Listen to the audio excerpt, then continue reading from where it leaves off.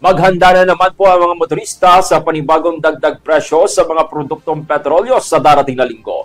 Ayon po sa pagtataya po ng Department of Energy, posibleng tumaas ng hanggang 70 sentimo kada litro ang gasolina. Ang diesel naman may dagdag na 35 sentimo, habang ang kerosene ay aabot naman sa 65 sentimo kada litro ang itataas. Paliwanag po ng DOE, patuloy na epekto ng tensyon sa pagitan ng Russia at Ukraine. Gayon din ang kaguluhan sa Israel at Gaza ang dahilan ng sunod-sunod na paggalaw ng presyo ng langis.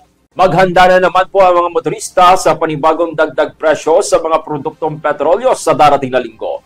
Ayon po sa pagtataya po ng Department of Energy, posibleng tumaas ng hanggang 70 sentimo kada litro ang gasolina.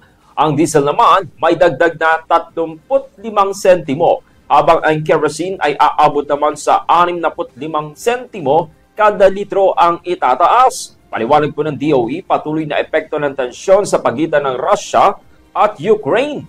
Gayon din ang kaguluhan sa Israel at Gaza ang dahilan ng sunod-sunod na paggalaw ng presyo ng langis. Maghanda na naman po ang mga motorista sa panibagong dagdag presyo sa mga produktong petrolyo sa darating na linggo. Ayon po sa pagtataya po